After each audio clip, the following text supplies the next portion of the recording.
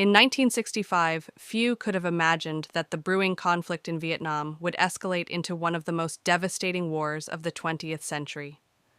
But even in its early stages, ominous signs began to appear.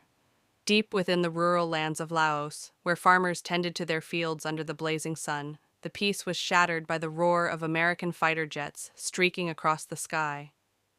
Their mission was secret, their targets hidden, but the result was unmistakable: fields scorched, homes obliterated, and innocent lives caught in the fire. Far away, aboard the USS Ranger stationed in the Gulf of Tonkin, a young Navy pilot named Dieter Dengler prepared for a mission that would change his life forever. Together with his squadron, he attended a top-secret briefing where they were ordered to cut off vital enemy supply lines running through North Vietnam. The mission's details were classified, so secret, in fact, that the men were warned never to speak a word of it, not even to their families. To prepare, the squad watched a short survival film about evading capture in the jungle, how to camouflage with leaves, signal aircraft, and forage for food. Most of them found it absurd, a poor attempt at reassurance in the face of danger. But Dengler, meticulous and resourceful, paid close attention. Before takeoff, he even requested a small modification to his boots, a hidden flap where he could conceal his American passport, just in case the unimaginable happened. When the final briefing ended, their commander reminded them of one thing: avoid using military radios in the field. Enemy forces had been intercepting their signals, using them to ambush rescue teams. With that final warning, the mission was set. Dengler was chosen to lead.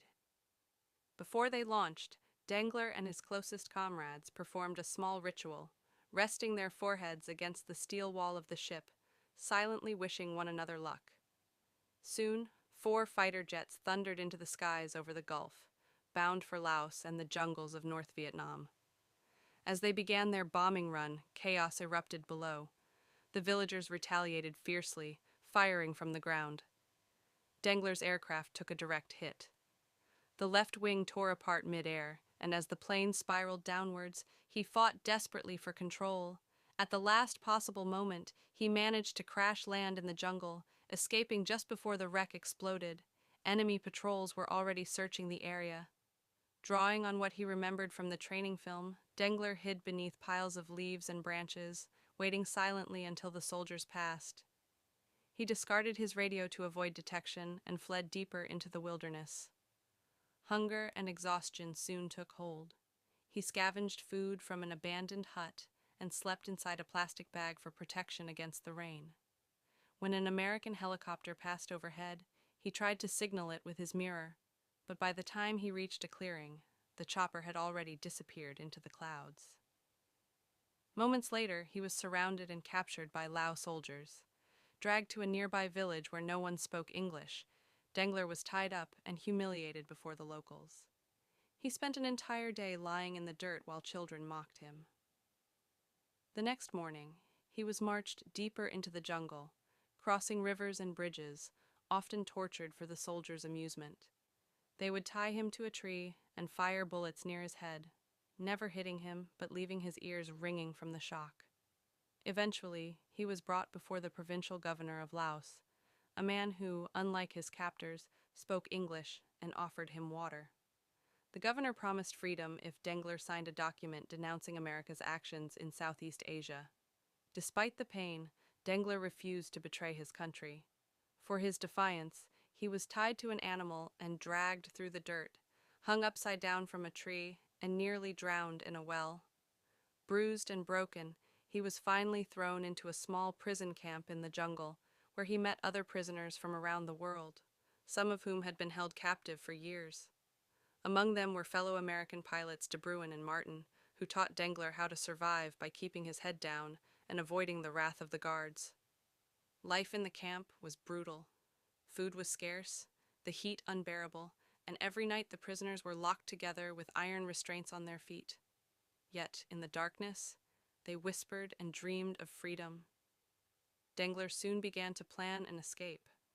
Though his cellmates doubted him, arguing the jungle would kill them before the guards did, his determination was unwavering. With clever distraction tactics, Dengler managed to steal a nail from a wooden beam and used rocks to shape it into a lockpick. Night after night, he practiced until he could quietly free himself and the others from their restraints. Slowly, he earned their trust. Together, they began studying the guards' movements and routines, even carving an escape hatch beneath the shack. Food became scarcer by the day, and tensions rose. Dengler's optimism clashed with De Bruyn's fear. But everything changed when one prisoner overheard that the guards planned to execute them and fake an escape attempt. Time had run out. They would have to flee immediately. The following morning, Dengler and his group put their plan into action. Splitting into two teams, they armed themselves with stolen rifles. When the guards left their posts for lunch, Dengler and Martin seized the moment, attacking swiftly. Gunfire erupted. In a matter of seconds, the camp was in chaos. Dengler and Martin managed to kill the guards and escape, vanishing into the thick jungle. Now on the run, they faced an even greater enemy, the wilderness itself. Weeks of endless rain, tropical sickness, leeches, and starvation tested their will to survive. They built makeshift rafts, floated down rivers, and dodged waterfalls. At times, they thought they heard rescue helicopters, but hope faded as quickly as it came. As Martin grew weaker, Dengler carried on, refusing to abandon him. When they stumbled upon a village and begged for food, the locals turned violent. Martin was killed instantly, and Dengler barely escaped, fleeing into the trees with nothing but a machete and a single shoe, a reminder of his fallen friend. Days blurred together. Starving and delirious, Dengler survived by eating insects and even a live snake. He began hallucinating, seeing Martin beside him in the shadows. Then, one morning, salvation appeared, a U.S. reconnaissance plane flying overhead.